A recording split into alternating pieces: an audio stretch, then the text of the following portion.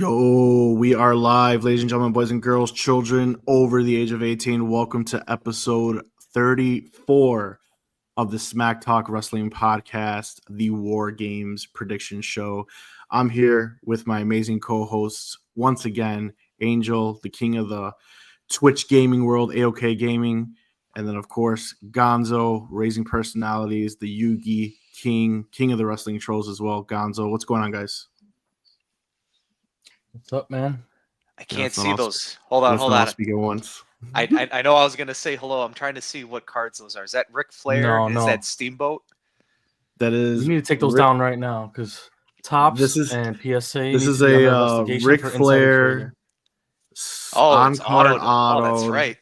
It's an on-card auto, and then custom. That is not like a pulled pack auto. That is like someone went there and signed it. And then of course we got the PSA Gem Mint 10 out of 10. Ricky the Dragon Steamboat Gold Auto. Number 10 out of 10. Number 10 out of 10. Last on print. First sale. Hit your boy up and let me know.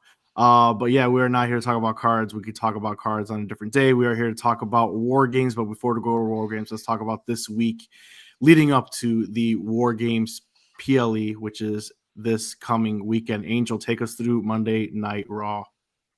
Sure. All right. So first we had LWO, which was Mysterio and Selena defeating the American-made Gable and Nia. Then we had the Intercontinental Championship match between Braun Breaker and Sheamus. It was a no contest due to Ludwig Kaiser interference. And War Raiders defeated Judgment Day, Dom and Carlito, just them two. Bronson Reed defeated Seth Rollins. That's 1-1. And that was the end of Raw.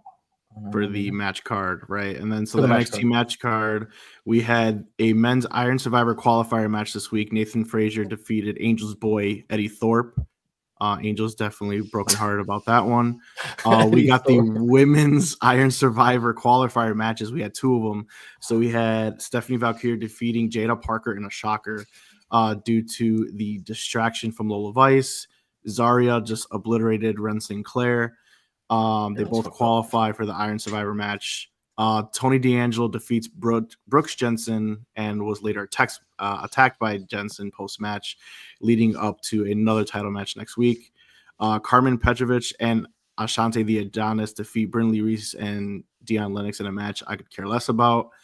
We had Women's North American Championship Open Challenge match. Fallon Henley defeats Tatum Paxley to retain. And then we had the NXT Championship #1 contenders match, which had an extra stipulation for Ethan Chase. So Ridge Holland defeated Ethan Chase, who is now the #1 contender, and now Chase U has to disband. So there's no more Chase U. And lastly, Gonzo, take us through the SmackDown match card, if you would. Women's War Game is my bad. I'm jumping the gun. Sorry. I can't read. Fun fact for everybody now. So Women's United States Championship. And so that's what I wanted to jump into. There was a tournament match, which we have Chelsea Green defeating Bianca Belair and Blair Davenport.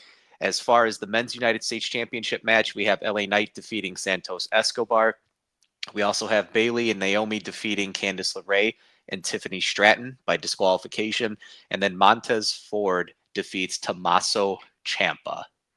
Exactly. Yeah, that was just so good, too. That match legitimately was, like, so good. Only match I really pay attention to. So real quick before we go and talk about everything. So we did have notable moments too. So we have the Women's War Games that was set on Monday. So Liv Morgan, Raquel Rodriguez, Nia Jax, Stratton, Candice LeRae versus Jade Cargill, Bianca Belair, Naomi, Io Sky, and Rhea Ripley. But now Jade Cargill is out indefinitely, and Bayley is the replacement, which we saw on SmackDown. And then Final Testament and The Miz deliver a big, like, crazy promo, pre-recorded promo on the Why It Sucks, 6. And then we had the Wise Man returns, and CM Punk is now the 5th member. So that's everything that happened this past week. Obviously, we're going to talk Bloodline. But you guys, do you have anything you guys want to bring to light before we do talk Bloodline? Go ahead, Gonzo. Take the stage, buddy. Defend your Why It Sucks.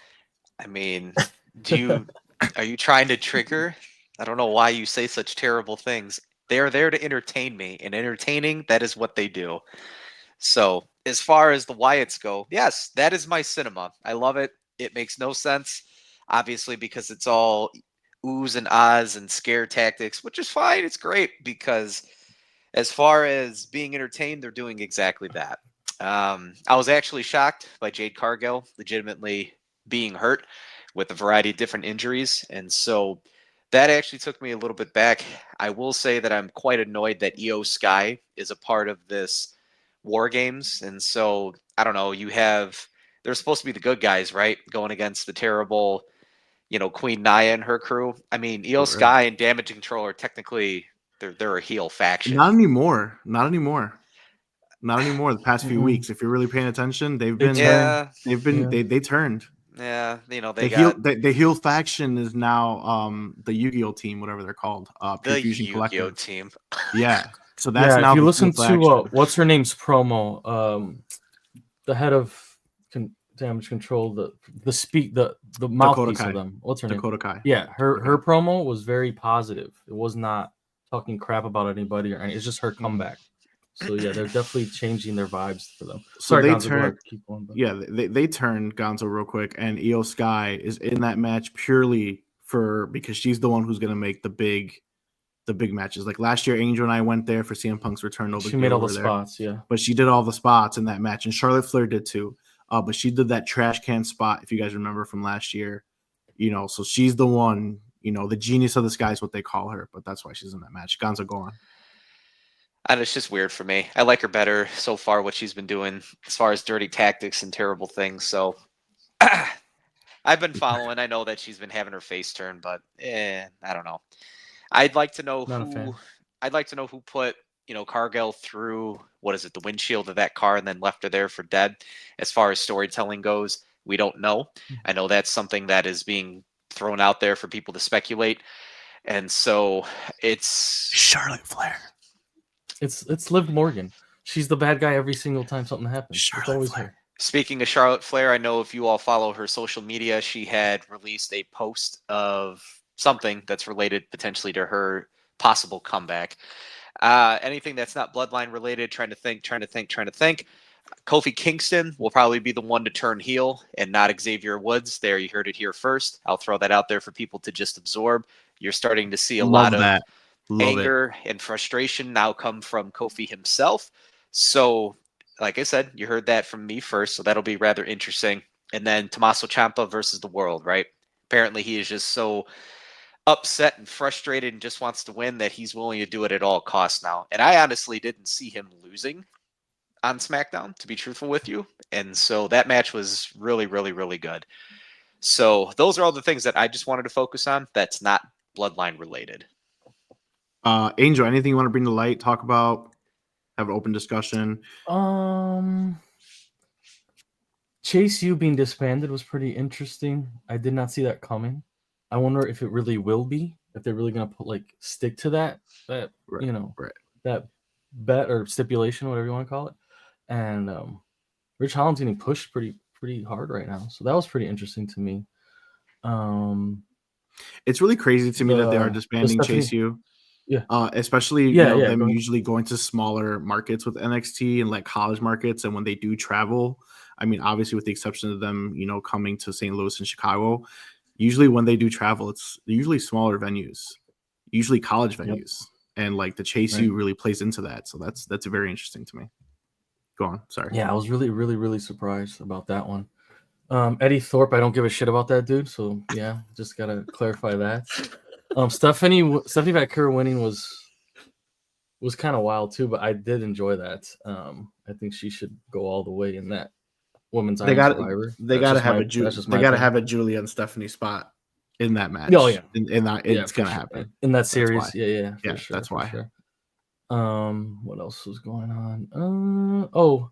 Did you guys think Bronson was gonna win against Seth? Was that pretty much because foregone thing? Okay, 100% he was gonna win because now the series is 1-1. There's no way that was their blow off match.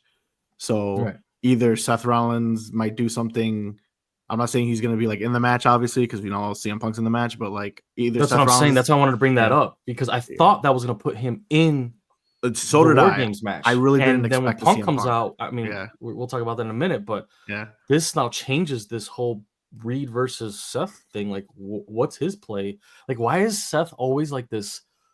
His third wheel in these stories. Like we had WrestleMania, he's the third wheel. Now this, he's kind of feeling like a third wheel. It's like he's always the outside guy. He is a Omega level for you nerds out there. He is an Omega level Miz. Company man. He's the company man. Yeah. He's an Omega level Miz. He is.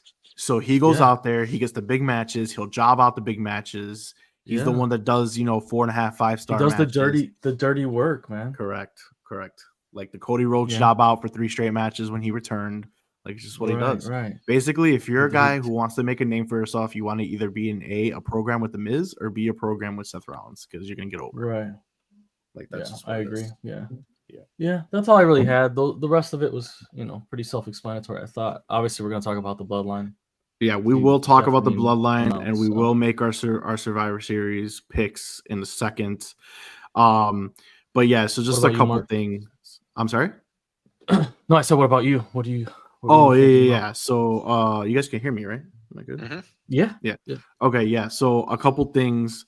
Ludwig Kaiser, the way that Gunther is calling for him to be better, and now him interfering in that Intercontinental Championship match, pushing him into a single scene, because at this point now that it doesn't seem like they're going to add anybody to Imperium, keeping them together is kind of pointless in my opinion, but they're keeping them together. Putting Ludwig Kaiser now in the mold of the Intercontinental scene really makes me happy because Ludwig can go. So I thought that was really nice. Dom is definitely going to be betrayed by Judgment Day, 100%. Yeah, I see it coming. That everything, like you saw how Finn Balor was just absolutely salivating when Liv came backstage. It was like, okay, you're gonna have to take the reins like of a leadership role this week, and Finn was like, yeah, fuck yeah, finally. And he immediately puts Dom and Carlito to work, knowing that they're gonna get their ass whooped by War Raiders, and he then has that little side talk off camera that was never shown with JD McDonough. Something's going on there. No, they worked that perfectly because Liv does have so much she has to take care of. Tag team titles, her defending her own title. She's on both shows every week. Like she cannot handle her own duties as the Judgment Day leader. So it makes sense. The thing is, Judgment Day was about equality. Judgment Day was no leaders. But yet Finn keeps pushing that issue, and he keeps throwing Dom to the wolves because he doesn't give a shit about Dom either. And Dom is going to be betrayed very, very soon. And Liv, I just need the demon back. I don't care. I need Finn to be a lead guy again, man. So tired of him just being nonsense. I don't know, man. I don't know if that's going to happen. You'll get that with the Wyatt 6. That's what you'll get. The White sucks. We'll see. Bronson Reed and Seth Rollins just have unbelievable chemistry with each other in ring and outside the ring. That's just going to be fantastic. I need to know that Reed is going to go over, even though it is Seth Rollins, and I need to know how they're going to do it. And it's really killing me not knowing, but I love it at the same time. So I can't wait for that third match. That's why I keep saying I think Seth Rollins might do something at War Games, considering they only have 3 matches confirmed for that show. Seth Rollins is definitely off that show, but they need to do something to fuel that feud just a little more, leading to a third match, like a third final blow-off match. I would love to see like a Hell in a Cell like coming up soon between them, or something of that nature, something very brutal like that, where it's just like, or just even a cage match, you know what I mean? Something like that between them.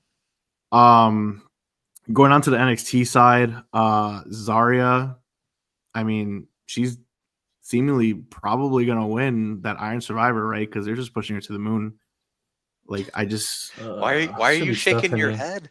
It should be Stephanie, dude. Exactly, it should be Stephanie. She's better. Like, it's Zarya's nice, but Stephanie's just better, dude. There's no shit. Or at least, it's got to be Stephanie in my opinion. Honestly, I thought it was gonna be Jada Parker, and then when Jada Parker lost to Stephanie, I was like, man. So like, obviously, we're gonna get a blow off match between Jada and Lola at some point. But like, I just feel like Stephanie Valkyrie in that match is just going to be so consumed with Julia eventually that they're going to have their own little story within that match, and it's just going to pave the way for Zarya. And at that point, Zarya is being built as Brock Lesnar. She's not losing to Roxy. So that's just to me, it's you know how I feel about big men. She's the one to end the reign. Come on. And this is what I'm saying. She's not Cody Rhodes, bro. Come on, that's not. I kind of wish they would have went the Oba Femi route with her. She's just getting pushed so quickly into this main event scene. I'm getting very worried. And you guys know how I feel about big wrestlers. I mean, she's about to fit that mold where I'm just like, I don't care, and it's just gonna be they're just pushing her solely because of her physique, and I'm not feeling it. They should put her in the North American title picture. That's what I'm saying. That's why I said the Oba Femi route. Like, I don't know. I'm just not feeling that. I'm not feeling that at all. But it is what it is. The women's United States Championship tournament match that we had with Chelsea Green. I'm gonna let you guys know right now. I don't care about any freaking match. If Chelsea Green does not win this championship, I'm going to riot. Like, I think everybody wants her to win. That's just what it is. She has to be the inaugural champion. I really don't know who it's gonna be. I do want to shine somebody in that match. Blair Davenport has just been such a disappointment, and it's not her fault. She was a draft pick from NXT this year, and it's just done nothing. I don't know what's going on there.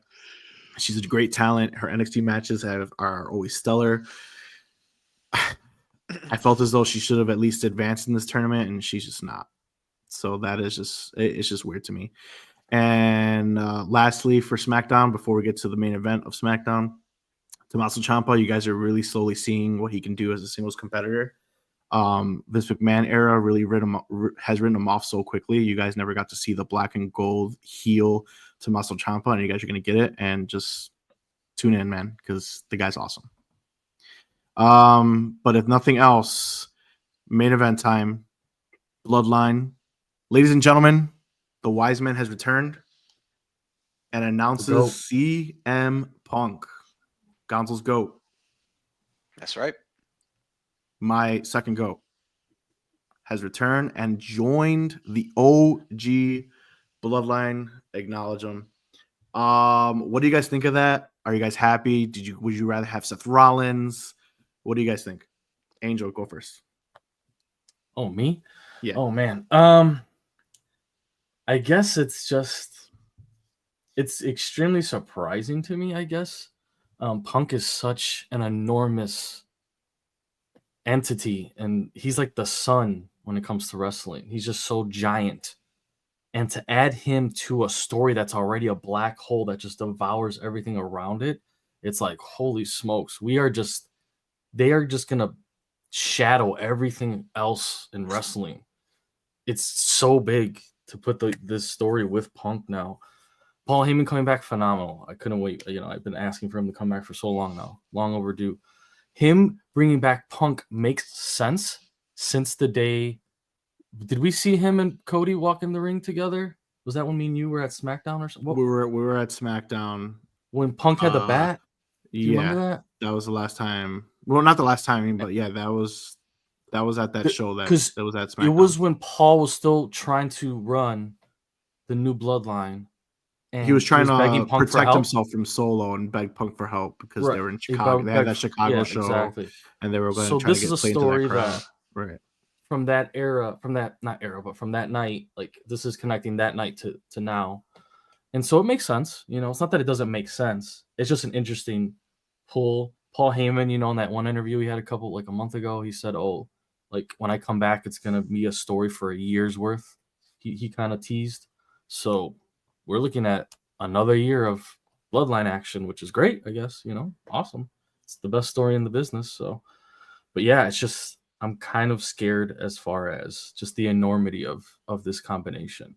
It's gonna be crazy. So I guess they know what they're doing, though, right? They're putting all their eggs into this basket. And I guess Punk only has so long left in his body, right? So might as well get this over with now.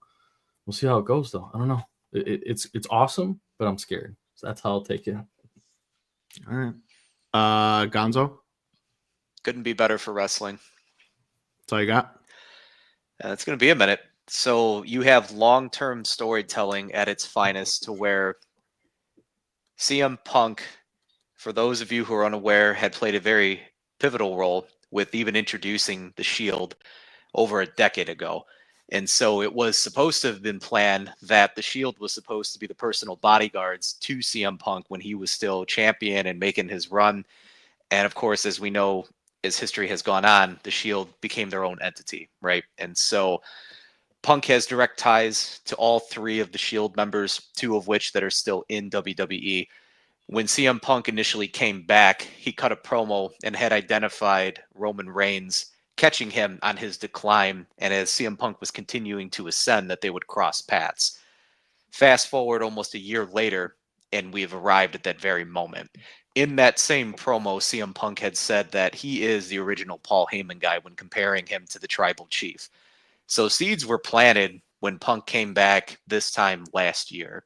You want to talk about years of in storytelling, pretty phenomenal. Another thing to consider as well is that when Punk, of course, was out with his injury, who else were you going to use aside from Brock Lesnar, right? A lot of people I know wanted to hear that music pop, him be the fifth person. But if you think about this, CM Punk is out during this time period where everyone else is going to assemble with Cody Rhodes to take down the bloodline. The one that's missing, of course, because due to injury, is CM Punk. You have an opportunity now to insert Punk into this as he continues to go back and forth with not only the Wise Man, but now, of course, with Roman Reigns, Seth Rollins. You have the ties to that now. You also have the disdain that CM Punk has towards the people's champion at some point when he does return. How many different directions now can you go to give CM Punk his WrestleMania main event for night 2? Not for this WrestleMania, potentially for the next one, or even sometime after that.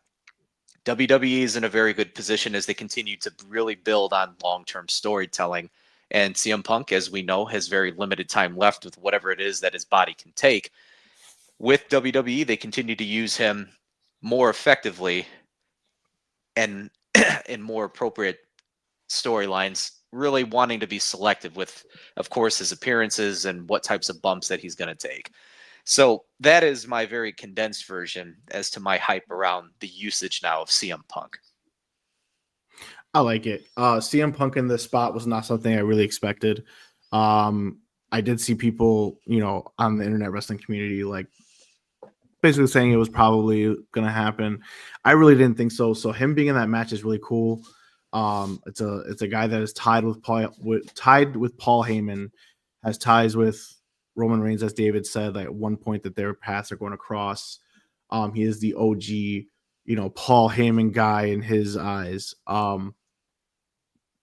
So him being added to the match is going to be great. He doesn't have to do a lot. He'll probably sit in the cage for a while. So that's fine. What I do want to talk about though is the bloodline, the new bloodline, excuse me. So we got to really, so the new bloodline being so over now, looking so powerful, looking so good. It's almost hard to think that they're going to lose. But if this is the team that we're getting now, it makes it more believable as far as Roman trying to win. Now, is that going to be the case? I don't know. We'll get to our predictions very shortly. But Solo his character development right now has just been so good and looking like just an absolute star. It's hard for me to be like, okay, I want Roman Reigns to win, but there's like so much on the line now. If the bloodline wins, don't give me your predictions yet, please. Don't ruin the thing. But if the OG bloodline wins, excuse me, it's like, is this who gets the pin? Is Roman gonna pin Solo? Is that or vice versa? Who's going to be the tribal chief? Does this lead to a one-on-one finally? Is something else going to happen? The Rock, there's so many other things. But then there's this other aspect that people are overlooking, not you guys, but other people are overlooking because everyone's finally getting on the Solo Sikoa train, on giving him his flowers and his in-ring work and his promo work. The guy's funny. He really has great charisma. But then you keep teasing Jacob Fatu. and Roman. And every time they have an in-ring moment, it's interrupted. They never actually come to fighting to each other. Nothing really happens. It's only like, okay, a couple something Superman happens. punches here and there, but that's it. Yeah. And Like some it's moonsaults. always after the fact Yeah. though. It's never like a, okay, me and you are finally in It's a the one ring. moment spot. It's one moment. It's spot. like Yeah. it gets ruined by, okay, he gets kicked in the head on the side and then he attacks him. He gets this opportunity. Yeah. And then you had the Bronson Reed aspect where he came out of nowhere, which that one I actually did not fucking see. You know, that was just out of nowhere in my eyes. I was like, whoa, you know. But it's just like, okay, Solo's on this high, but then now you feel as though Jacob's getting this prestige and he's not even doing anything but just dominating life. It's like, wait a minute. Like, is there going to be a thing where now they have some mutual respect? Are they going to go after each other? Are they finally going to fight each other at War Games with no one hitting somebody from behind? Who's the leader? Does this guy defect? Like, what's going on? And that's the thing that just intrigues me the most. Everyone with the whole bloodline story, it's just Jacob now. It's like, I finally got what I wanted. People are acknowledging Solo, not in the aspect that he's a tribal chief, but just acknowledging him of actually being a main event contender, a main event guy, and someone that could come out there and actually carry a show. But then you got this Jacob in the back, which is just so intriguing to me. That's what I want to see. But I'll leave my other prediction for when we make our predictions in just a second. But I just cannot give enough praise to the OG bloodline because they filled that void when Roman wasn't gone. I mean, wasn't gone. When Roman was gone, and you're finally seeing it come to a head. And that's just all I wanted to say as far as that. But before we get to our War Games predictions or anything else you guys want to say, anything we might have overlooked? I want to say one more thing. Sure. As awesome as this is, right? We all agree that it's awesome right now. Like I gave my little bit. I'm like Debbie Downer right now, but I do have to say one more thing. It's all good. Is the biggest loser in all this Jey Uso? So that's part of the thing I wanted to say later, but since you brought it up. I'm sorry. Okay. No. Since you brought later about it. No, it's cool. Since you brought it up, he will be the biggest loser if the bloodline. Honestly, it's just like it's whether lose or bloodline. It's like, what does he do after? Because if he remains with his brother, I think that's a step down. As much as everyone loves the Usos and want them to reunite, it's a step down. But I'm trying to stay this without saying my predictions on what's going to happen. But win or lose, I feel like as though the OG bloodline are going to remain for a while, no matter what. And I think that's kind of detrimental to his character because now he still has to come doing this tag team work and faction work as opposed to being a guy that's actually created his own brand. You know, the Yeet brand is strong. The Yeet brand sells shirts. The Yeet brand gets the crowd going. The Yeet brand is main event, you know, and now he has to like sacrifice his own role and doing the bloodline work. He hasn't spoken much, you know, since he's rejoined. Yeah. He's been very, like he said, yeet a few times. I got the yeet on the OTC on the shirts and stuff. That's cool. I like it. I like it, but I want him to have more involvement. I don't think they're giving him enough. The way you like Jacob for the new bloodline, that should be Jay for the OG bloodline. Like we should be talking about Jay the same way we're talking about Jacob, and we're not. And now with Punk entering the mix, the way Bronson entered was dope, but he's still just a soldier. Punk entering is like, dude, that's like, you know, Iron Man and Captain America. You know what I mean? Like you got two alphas. Like where's Jay in that now? Like he's even lower in the rankings now of that team. And it's like, man, I kind of wish Jay had a few more moments before Punk showed up because I just felt like Jay's just not getting his, you know, his due right now. I think he's gonna have his own line again once this story's done. And when I say done, the thing is, how long is it going to be done? Right. You know? When I say done, I think it'll be. I'm going way far out here. I think it'll be done when Cody's reintroduced into this story, and then Jay has to choose sides because he is a Cody backer, and he'll either be completely out of it or he'll have to make a decision at that point. But that's when he'll really be on his own again. But I don't know. Gonzo, did you have an idea of? Or go ahead, I agree with that. No, I agree with that. Gonzo, do you have anything you want to add to that?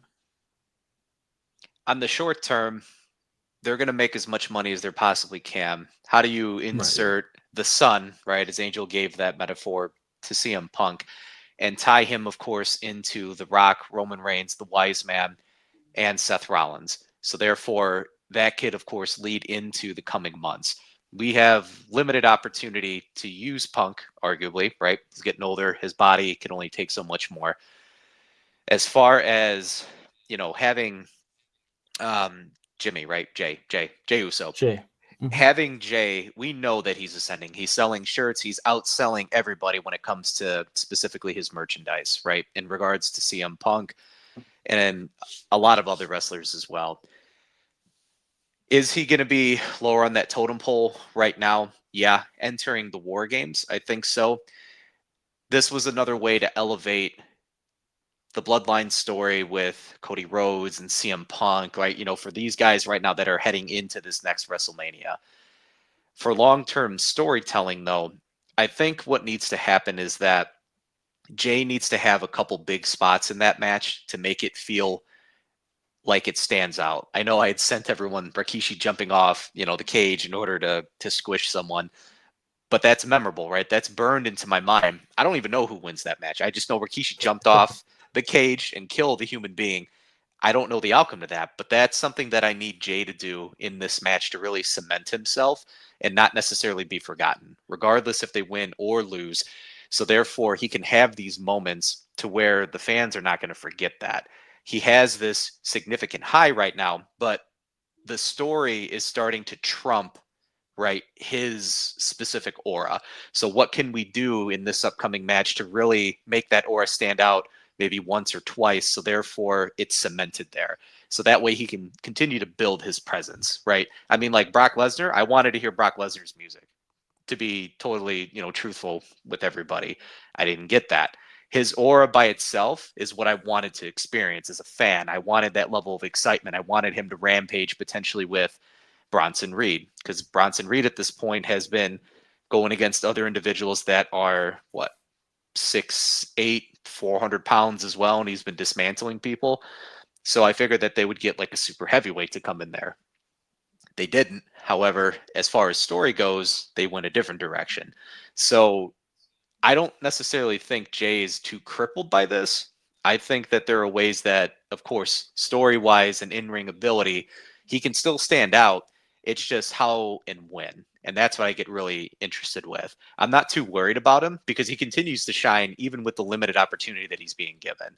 Same like Solo. Solo is shining as well. I don't think he'll be crippled by it. But however, I am worried.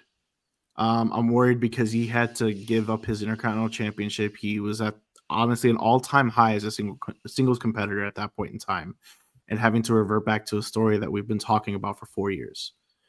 And it's just obviously we're living in the moment, and I don't like to think about post anything, but I can't help but think post bloodline involvement. What's he going to do? Is he going to stay realigned with his brother? And at this point, who has a brand between those brothers? Jey Uso. Does Jimmy Uso have his own brand that he could go off by himself? He has a badass theme song, but that's about it. You know what I mean? So it's hard because if you really want to think about it in a business standpoint, all right, we're fans here talking about the show, but let's think about the business side of things. Can I make money off Jey Uso? Yes.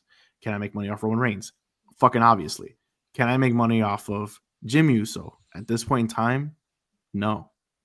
There was zero. He just disappeared, didn't do his own thing until it was time to go bloodline again, and then he reappeared, and now it's full bloodline. So it's like, if I'm at a business standpoint, the Usos together make me money, right? Mm-hmm. So if I'm going to have Jimmy Uso on the payroll, what is he going to do if he's not going to be with his brother? Now, who's to say they can't think of something of that happening? Obviously, later down the road, they could have something for him. But creatively, right now, if we're in creative, what are we going to do? So it's like, okay, now that they're reunited and they love each other again, let's put the Usos back out there, help the tag team division, give a dream match, with the Motor City Machine Guns, give another match with DIY or, if they're a thing, you know what I mean? So it's like, it's hard for me to see Jey Uso, despite him being a moneymaker as a singles competitor, leaving Jimmy Uso in the dust without any type of creative direction. So that's just what's hard for me, and I don't want that to happen because I don't want to see the Usos reunite right now. You can reunite the Usos in a few years. I want to see Jimmy Uso right now as a singles competitor. Putting him in the mid-card division, whether it be U.S. or Intercontinental Championship, whatever show he decides to be on, post-draft or whatever, that's what I want to see because that's a guy in the mid-card that can drop you a promo. That's a guy in the mid-card that can drop you a great match. And if you keep him on Raw, because Raw's World Heavyweight Championship is so anyone can go for it as opposed to the Universal, he has an opportunity for that to legitimately be main event Jey Uso. Yeah, he's got to stay on Raw. I agree. You know what I mean? He cannot go to SmackDown as a single. So it's just very hard because I'm just worried about the aftermath, and it's not because I'm not worried because he can't succeed. It's just business standpoint. It's like can Jimmy succeed? It's like all depends on Jimmy. What are we gonna do with Jimmy? You know what I mean? I think they can figure out a way to keep Jimmy relevant. He might be stuck to Roman still for a while. Mm-hmm. That just might be the way he's going to stay relevant. And then he can have his own moment, you know. But right now is Jay's moment. Jimmy just got to chill for a little bit as, you know, he's the brother that got to chill for a minute. But Jimmy might have his own moment later. Jimmy's pretty charismatic too. People forget, like, he's actually the funnier brother of the two. He's always been, like, more charismatic than Jay. And Jay just blew up because, you know, he knows what he's doing too. He's a great talent. So, but Jimmy, I think Jimmy could be a solo talent too. He just needs that opportunity. But right now is Jay's moment. He's got to wait, let Jay have that moment. Then he can have his in a little bit once this whole thing, you know, goes over and stuff. That's my opinion on it. But yeah, I agree. I see what you're saying. Yeah. All right. So, you know, it is Survivor Series War Games. That's next week, the PLE. So next week's show, assuming we all watch on time, because you know we have wives and lives.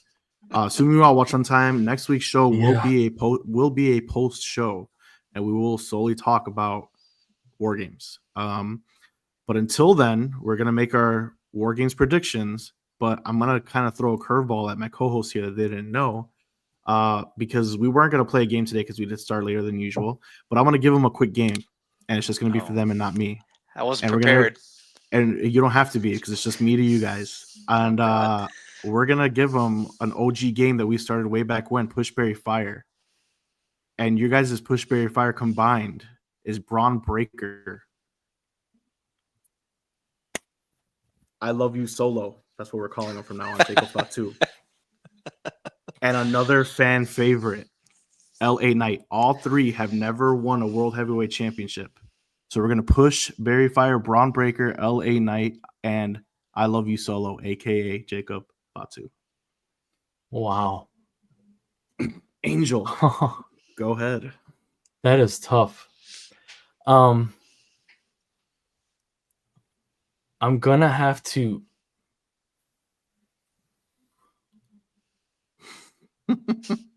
You're welcome, guys. I'm gonna have to fire Jacob only because he has not. Yeah, I Love You Solo just hasn't. That doesn't mean he can't dominate and screw me over at another company. He probably is gonna do that. But right. to me, I'm pushing Braun Breaker because I think he could be a GOAT potential. His potential. Now, Jacob has crazy potential too. Okay, this is just a crazy hard decision. But Braun Breaker has GOAT potential in him. Like that guy's promos, that guy's ring. When he comes out, I don't know. He's still raw. Like people don't realize that. They think he's like this already sculpted. He's not, and he's already so good at it. It's like he's not even perfected it yet. The dude just got here, and I think he's gonna be an incredible superstar. So I'm gonna push Braun Breaker, Barry LA Knights, which is unfortunate because he's one of my favorite stars in the business, but Braun Breaker's just unbelievable to me, and I have to fire Mr. I Love You Solo, but he's awesome. So that's my answer, even though I don't like it. Interesting. All right, Gonzo, Pushberry Fire, same question. Well, I mean, even stalling for time as you allowed Angel to go first, I can't even It's really. hard. Yeah, I mean that one really is hard. So I guess my firing is gonna have to be Jacob. Oh, interesting. I'm just going to get rid of Jacob. I mean, he lost a ton of weight. He looks phenomenal. He looks fantastic, except he doesn't talk. So because he doesn't talk, unfortunately, the other two, they've been given the ability to talk. Just on those grounds alone, I have to let him go because I already know what the other two can do on a mic, and I like people that can talk. Now, as far as who I am going to bury, right? It's going to be Braun Breaker, and then I'm going to push LA Knight to the moon. Oh, he's a true fan. He's a true fan. He did it. He did it. He buried Braun Breaker. Braun Breaker, Wow. super young. Obviously, he can talk, he can move, he can do all of these things. But unfortunately, LA Knight doesn't have time. And LA Knight has shown he's gone through trials and tribulations throughout his entire career. He can go in the ring. There's athleticism clearly still there. And his ability to talk on the mic, it's all the way up here for me. So I like people that can talk. And it just so happens that he can actually physically perform in the ring on top of that. So that's the guy that I'm going to be pushing. Okay. All right. And now it's time for mine. For reasons Gonzo just said is the reason why LA Knight is getting fired. It took him 15 years to put over the gimmick that is over in WWE. He's used the same gimmick, LA Knight. Obviously, you guys don't watch the indies, but his name was Eli Drake, and he did that same gimmick in TNA. He did that same gimmick in NWA. He did that same gimmick in MLW, and it didn't work until now. And he's 40 plus years old. So sorry, bud. Try to get it over again. I am going to bury Jacob Fatu because I do not want that man anywhere near another rival promotion because he is a superstar in the making. He has tremendous in-ring skill. And though you haven't seen him speak yet, the guy can drop it on the mic. So just stay tuned when he finally gets that opportunity. No, he can speak. He just hasn't gotten the chance to. So I'm going to bury him until he's ready, and then he'll dominate on my show. And then, of course, I am pushing the new age Braun Breaker because that guy is a superstar already and will carry the Raw brand, and he better be the Raw brand on Netflix in January. Hope you guys liked that little curveball I gave you. That was hard. You're just biased because you have his Gem PSA card. No, seriously, Gonzo, think about this. You have these once-in-a-generation talents, the Stone Cold Steve Austins, the Hulk Hogans, the John Cenas, the CM Punks. Who of that group is that guy? Isn't not Braun Breaker potentially that guy? 100%. Of those three? That's why he's getting buried for right now. Triple H got buried, and he did just fine. All right. I'm just giving you my argument. I feel like Braun Breaker's that guy. Easy there, terrorizing. I could be wrong, but he seems like he's got that stuff. That's all. Again, if you have that stuff, you are going to find a way to separate yourself from everybody else. Yeah. The cream of the crop, if I had to quote a legend from WWE, right? I'm just saying, if you have the stuff and you can get it over and you can figure it out, LA Knight finally did it. It took him all these years to do it, but you know what? 15. He finally got it, though.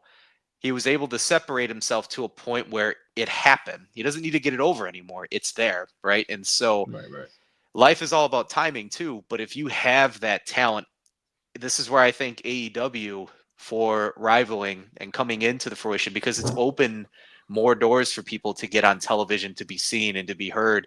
And it has to change the way that other people do business. Hence the reason why WWE is doing all these things like they have been these last several years. And with Vince out of the picture, it's made other opportunities now for people to come into the light and actually shine. We have wrestlers that can barely speak English on WWE programming getting pushes of variety of kind now, coming from different countries.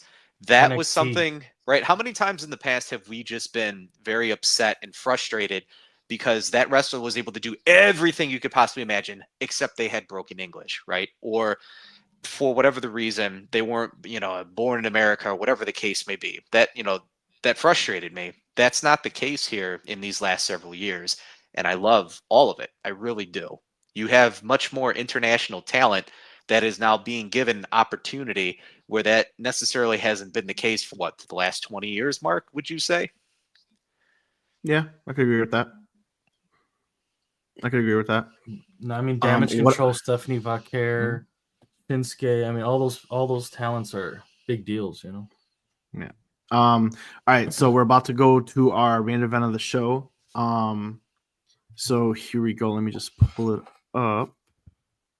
All right, so Survivor Series War Games. Once again, next week.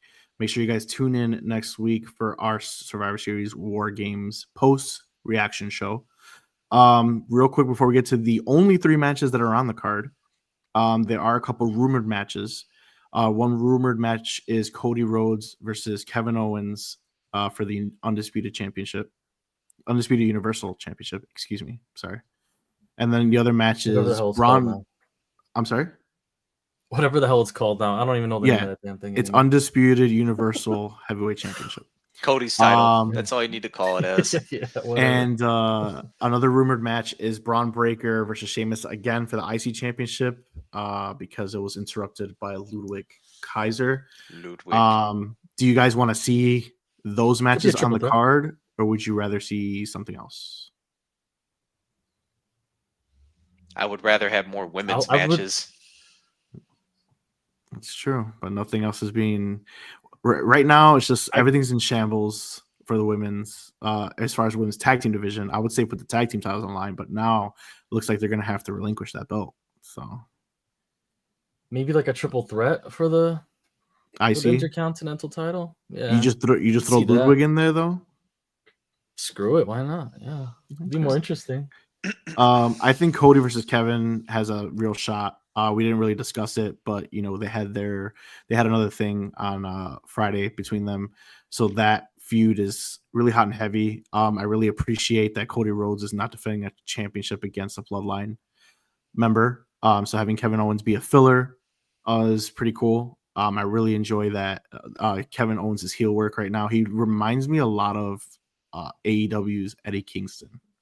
I feel like they're both very similar. They both want to fight. They both are, hardcore, doesn't matter. And that's a character that I've always appreciated. That's why I love Eddie Kingston so much in AEW. A lot of charisma. So a lot of charisma. So Kevin Owens is a younger Eddie Kingston, and I love to see it. So that's really cool. Braun Breaker versus Sheamus. I just don't like Sheamus, so no, I don't want to see it. So I don't care. Women's matches, I'm 100% in agreement for that. But here we go. Let's actually make our predictions. So the men's War Games match, we'll leave that for last. So we have the World Heavyweight Championship match. Gunther defending against Damian Priest. Gonzo, who wins? Gunther versus Damian Priest. It's got to be Gunther. He's going to find his fighting spirit again. His confidence is going to come back. But he probably, will still question it. Okay. Angel, Damian Priest's rematch. Who wins? It's Gunther. I'm sure we'll see Mr. Finn come out and screw over Damian. It's going to be like watching a main event on Raw. That's all it's going to be. 100% in agreement of what Angel just said. I think Damian Priest is going to expose Gunther in the ring, meaning play into that role of, oh shit, Gunther has met his match. Gunther's like second guessing himself, and Damian's about to win, and then we reignite the Finn versus Damian issue. So there's that. Gunther retains. All right, we got the women's War Games match: Rhea Ripley, Bianca Belair, Naomi, Io Sky, and Jade Cargill's replacement Bayley versus Liv Morgan, Raquel Rodriguez, Nia Jax, Tiffany Stratton, and Candice LeRae. Angel, who wins?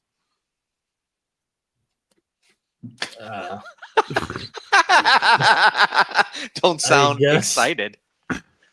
I love the women's division in WWE, but I don't know why I'm not that excited for this. I think it's because it's kind of slapped together. Yep, I was going to say, I'll tell you why you're not excited, because they just made this match 6 days ago. Yeah. That's why. Yeah, the talent is amazing. I love Io Sky. I love Liv Morgan. I love Tiffany Stratton. I love Bianca and Rhea. They're all amazing. But I just don't care that much about this matchup. I guess it's cool to see them fight each other. I guess Liv Morgan, Raquel, Nia, Tiffany, and Candice. So the heel team. We'll call them the heel team. The heels will be interesting to see work together to get a win out of this, because they're so strong as far as personalities. And the face side, it's kind of just a modge podge of just superstars of faces. So I'd be more interesting if my girl Jade was there, but she's not. So Bailey's cool, but I like Jade better. That's it. Gonzo, who wins? Tell me the heels. Tell me. Okay, I'll tell you again. Rhea Ripley, Bianca Belair, Naomi, Io Sky, and Bayley versus Liv Morgan, Raquel Rodriguez, Nia Jax, Tiffany Stratton, and Candice LeRae. Jesus. Man, we're gonna go with the heels. Yeah. That's right, Queen Nia. I got to go with Queen Nia and Tiffy Time. Oh, and now all you're the not Nia ladies. girl. Now you're Nia backer. 3 Oh, years after she won the title. Now you're Nia backer. Here Just we go. remember who always I supported thought it her was Tiffy first. time, bro. I thought you were Tiffy time. She's Now you're being not? abused Okay. right now. She's being abused. So now you're not a Tiffy guy no more. Okay. All right. All right. Call you Okay. out. All right. For me, we're gonna go with faces. Bailey will wow. get the win, and she for the team, and she will pin Nia Jax. What? And also, we'll Bailey? have Tiffany Stratton teasing once again a cash in as per usual. Can you imagine if you cashed in this match and everyone's going for the title? Honestly, 10 that would people? make that would make me so much more That like would be interested. crazy. Like Hell all of a sudden, yeah. just make it a They should fucking do that. 10-way war games Yeah. match. Like, Has it ever happened before? I know they No, almost did it last never. year. No Didn't they bring out one the ever. briefcase last year? That's some great booking right there because I could care less for this War Games match. It hasn't been built, so I mean, Nia Jax's promo on Raw, dude. Like, oh, I'm not thinking about you, like, but Right. Bailey or like that was so terrible. But whatever. Yeah. That's David's girl. So, all right. Saquon Barkley just ran for a 72-yard touchdown. That's run. great. This is a wrestling show. So the men's War Games match. The fuck. The men's War Games match, we got the OG Bloodline, Roman Reigns, Jimmy Uso, Jey Uso, Sami Zayn, and CM Punk, obviously with the Wise Man in their corner, versus the new Bloodline, Solo, Sikoa, Tangaloa, Jacob Fatu, I love you, Solo, and Bronson Reed. Gonzo, who wins the wrestling match that we're talking on this wrestling podcast? I would rather have the insights of Pro Wrestling Kingpin give me his his picks right now. You want me to go first? Yes, please. Oh, interesting. Okay. All right. Well, I was gonna go last, but you always go last. You Kingpin. Here we go. Oh, I love it. I love it. There you go. Now you're gonna get my answers. Okay. So, just real quick before I make remind me. I believe Solo Sikoa pinned Roman before. Yes. Okay. I just want to make sure. Okay. So I kept going back and forth with this. I kept saying that the Bloodline was going to win, and the OG Bloodline was going to win. I really could not make a decision. But I think for storyline purposes, the OG Bloodline will win with Roman Reigns pinning Solo to set up finally a 1v1 for the tribal chief, I guess, title, moniker. The tribal wars. Whatever you want to call it. However, that is not the story of this match. The story of this match is the Wise Man, because the Wise Man is going to turn on Roman Reigns and side with Solo Sikoa as his new tribal chief. The guy has been gone for X amount of time. There's no way. He's wearing the exact same attire that Solo Sikoa was wearing. And he was tanned as fuck. All right. The OG Bloodline wears the exact same colors. He was wearing no. I'm not talking about color scheme. His little handkerchief. He wore the exact same suit. The color, the red shirt, the thing in the pocket. That is all. So why bring in Punk? You could have just brought in anybody for the 5th. That means he's turning on Punk too. That's correct. That's more of a. Hey Roman, I got your back, man. This is who I got for you. You know, I called in one of my last favors. So the story here is not OG Bloodline versus New Bloodline for the ownership of the Bloodline name. While that will be decided later, Paul Heyman will have his new Paul Heyman guy, and that is Solo Sikoa. So, just to reiterate my my prediction, the OG Bloodline will win, even though Paul Heyman turns on him mid-match in a failed attempt for the new Bloodline to win, because we need to set up this. They each got a pin on each other, all right? So they're going to have a pin on each other, and they have to decide who's going to be the real tribal chief. So the OG Bloodline will win this match because it's a star-studded, with CM Punk there, and they're going to overcome whatever. But the big story here is the ultimate heel turn, the best Paul Heyman we know, the only Paul Heyman we know, and that is heel Paul Heyman. That is my prediction. Whoever wants to go next, go right ahead. I'll go next. That would be an awesome story, I will say, if Paul was to do that. That's why in the But I can't believe you're just going off of an attire and then you're buying into that. It's there, man. Where's he been? Where's he been? Tanning. He's been tanning. Clearly, the guy spent way too much time in LA tan, bro. No, he's been on vacation, bro. You have a point when you say that the best Paul Heyman's the heel Paul Heyman. That is intriguing.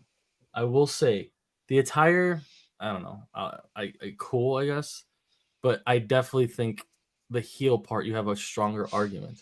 But if you can believe in that, I mean, Cody Rhodes could become a heel then. Like you're looking at the same percentage as far as it's different. It's different. Paul Heyman is not out here. Paul Heyman is not out here carrying the number one belt in the company. Paul Heyman is not out here doing Make-A-Wishes. Okay, Paul Heyman is not out here going on fucking Good Morning America. No, it's not. That's Cody Rhodes. You need a guy like that. That's why John Cena couldn't turn heel, because he was that guy. He couldn't do it. No, I know, but I'm just saying it's possible. No. Anyway. It's like a point. I can't see it's like Paul turning on Punk specifically. That makes it extremely difficult. If there was a different fifth member, you'd have even a stronger case. But the fifth member makes it extremely difficult for me to see that. Why? They're not together. Then what's it matter? He had Brock Lesnar when CM Punk was around. What's it matter? What's it matter? Them putting them through the table, like you're telling me they put them through the table, and then they became homies after that. That was his baptism. That was his baptism. No problem. I'll one up you with a question. I'll one up you with a question. No. He's got a great point. And I'm not. But I'll one up with you with a question. Let's go to NXT for a second. All right. You had Roxanne Perez and Cora Jade win the tag team championships, and Cora Jade turned on her 30 seconds later, not down the road. 30 seconds later after they won. Oh my God, we're the tag team champions. Yeah, fuck you. And she threw the tag team championships in an actual garbage can after she beat the fuck out of her. So yes, you do have a point. I sent you through a table. That's 100% right. And I agree with you. And I'm not debunking that. But anything could happen when you literally win a championship and you get turned right after you won a championship. Come on, guy. What's the motivation for Paul Heyman to turn? The motivation is when Roman Reigns was gone, he lost to Cody Rhodes at WrestleMania, right? His life was living hell. Where was his boy that he was saving? Where was he? Where was Roman Reigns to help Paul Heyman? He's there crying for Paul Heyman. He hasn't been returning his calls. Even Solo lying about, oh yeah, I've been talking to the tribal chief. He wasn't picking up your calls. Like, where, you know what I mean? Like, obviously that was a lie, but like, he wasn't picking up his calls. He needed him. Where was he? You know who was there? Soul Sikoa. Okay. Anyway, I'm gonna go with the faces or the OG bloodline winning this match. I have Seth Rollins coming out, interfering, messing with Mr. Bronson, getting the dub for the good guys. Pretty simple, straightforward. There could be some other stuff happening, some other people involved, but I really just only see Seth really being the major one. And I hope Jay gets the pin. Maybe that's a little bit out there, but I'd like to see Jay get the pin. Doesn't do anything to further the story. Yeah, but it doesn't. It is wishful thinking, though. One thing I wanted to add before Gonzo left, Gonzo made a fantastic point. Bronson Reed is solely in there to do a Rikishi spot. He's definitely 100% doing a tsunami on top of the cage. And who's he killing? Who's he going to kill? Sami Zayn? It's got to be someone that can take the bump, dude. Sami Zayn. He's expendable. It's going to be Sammy because he can die. Yeah, no one will care. Sammy. Name me another person that's going to accept that as punishment. Jimmy. Oh, Jimmy. Maybe Jimmy. Because they don't know what they're doing with Jimmy. Yeah, so Jimmy or Sammy's taking that bump. Good Lord. For sure. Punk ain't taking that one. He took too many bumps. But I did not even think about this until Gonzo sent this to our group chat. He's 100%. Now I'm like, okay, why is Bronson Reed in this match? Like, there's no reason. Seth wasn't confirmed in the match. You thought maybe we're going to bring Seth, but Seth's still not in the match. What's he in that match for? We need a spot, and that's the spot. It's going to be a Rikishi spot. 100%. He's gonna kill somebody. Like, I love Bronson Reed. I love that Bronson's in this match. I don't know. I thought it was awesome. No, it is awesome. I'm not saying that he fits shouldn't be in the perfectly match. with them. It's just like he is it's him just and like how Jacob together. storyline wise, you know. That's Again, unbeatable, dude. Bronson Reed has presence, right? This is what I just keep coming back to when I said this earlier. Mm-hmm. It's just the aura and the presence alone where I want to see someone get tsunami'd and get, again, boom. I want to see that. So that's why I said I wanted to hear Brock Lesnar's music just because of the aura and the presence and the pop that possibly could have created. Now, as far as my pick, oh gosh, I'm going to have the new Bloodline go over. As far as Seth coming out, I figure that he will have some type of role in this match of some type of capacity, and potentially it's going to create a disadvantage instead of an advantage. And so for whatever the reason, even with the assembly of CM Punk and everything else, the way that Bronson Reed has been built, Jacob Fatu, like those dudes, because you have them, that in itself has more firepower, I will argue, than what the OG Bloodline has. They have Roman and they have Punk. However, they don't have like that big, thick, towering individual that can just be a presence, right? And so in some way, a Paul Heyman heel turn, double heel turn, triple heel turn, and possibly, again, leaving the OG Bloodline to pursue greater and better things. Do we see The Rock emerge at the end of this show? Why not? Because Red 1 is done. It's been received very well by the masses, and I don't think he has any other movie plans coming up here for quite some time. Maybe we see, again, the Great One emerge from the back curtain again. That could be something also to go like this and then walk away again. Hey, what's he gonna do? It creates pop and interest, right? 1, 2, 3. We come out with his badass entrance and walk out like he always does. There it is. All right. Well, that's our predictions. Before we close out the show, any final thoughts from anybody? Angel? I will say the storyline will be, even though I predicted the faces to the OGs to win, I do think the story would be better if the new Bloodline were to win, to be honest with you. Like, I am cheering for the new Bloodline to win because I think the story would be a lot better if they win, in my opinion. I get what you're saying about the Roman to pin and move the story, but I want the... You guys know my pick, and you know what? I think I'm changing it. I think New Bloodline wins because of the heel turn. Yeah, you could still book Roman versus Solo for the Tribal Chief moniker somewhere down the line. But yeah, because of the heel turn, I'm changing my pick. Because of the heel turn, my official pick is New Bloodline win because of Paul Heyman specifically. Yeah, Gonzo, any final thoughts? I said things that persuaded you to go a different direction. I don't believe it. It wasn't because of you. It's because I thought about my heel turn. It's because of me. I'll have my head just go larger and larger now. Nah, but go on. Do you have any final thoughts? Nope. I do. Before we close out this show, Jade Cargill. All right, we have kind of like a Stone Cold situation of who attacked, type deal, like who hit you with the car type deal. You know what I mean? I did say Charlotte Flair. That's one of them. The other person that I'm thinking they could play it back when she's ready, I think it's Bianca Belair. She was in the ring. Bianca, she could have set somebody there, just like Triple H sent Rikishi. That's why I said Stone Cold situation. Why would Bianca compromise her triple threat match for that to run away? Why not? Because she has a chance at the women's title. She's gonna compromise that for somebody she just threw through a car. You got to sell the story, right? You got to sell the story, right? I came to save you. Oh my god. That's detrimental to her own goals, though. If she's trying to become, the women's champion. The women's U.S. champion. Does she really want to care? Or would you rather, if you're given an opportunity to be a U.S. champion or the world champion, what do you want to be? You have a point. Okay. I mean, don't get me wrong. I'm not trying to debunk any type of mid-card belts because, I love the mid-card belts and I always want it. But, like, Bianca wants to be the person, right? So Bianca's a main carder. Yeah, I got you. Yeah, your motivation there is, it'd be cool to be the first ever United States championship. But, like, at the end of the day, I'm going to be known for how many times am I the world champion? How many times was I carrying the show? And now I'm being held back in tag team division because I got Jade Cargill to fucking carry.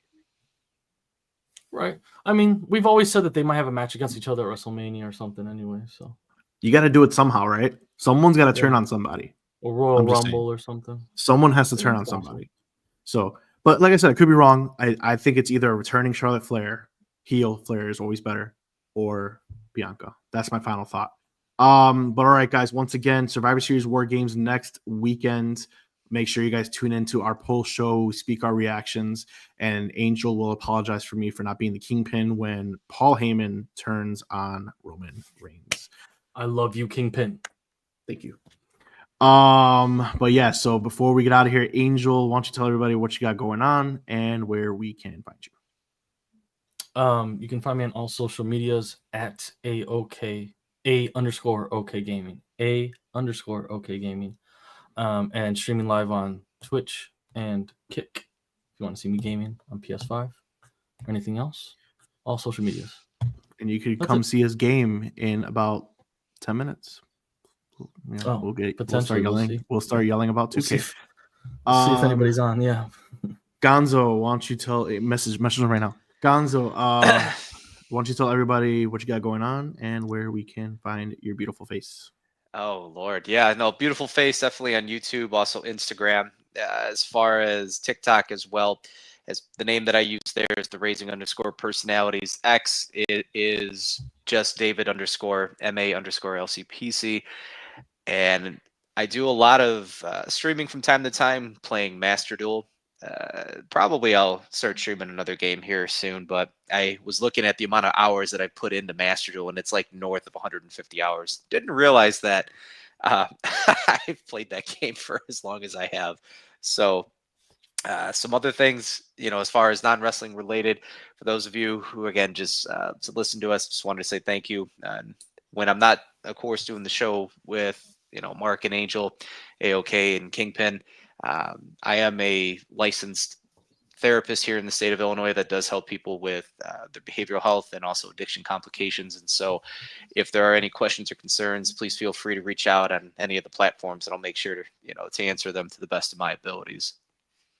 All right. Yeah. If we really don't forget to DM Gonzo for any of that, guys. He's really good to talk to, but he's ugly, not pretty.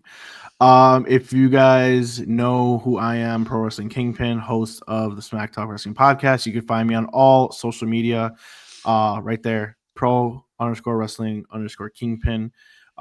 Make sure you follow, talk to me, DM, let's talk wrestling. But yeah, all social media, and you can find us next week once again, immediately after the PLE. All right. So once the PLE is over, so it's not going to be 9 o'clock. You know how that works. So join us for our post show. Or if you want the elders that are out there that love our show, I got this Ricky the Strategy Steamboat for sale. Hit me up. You can have it. It's a gem mint. It's the only one, population one out there. Hit me up. Other than that, we'll see you next week. Love you, Solo. Love you, Kingpin.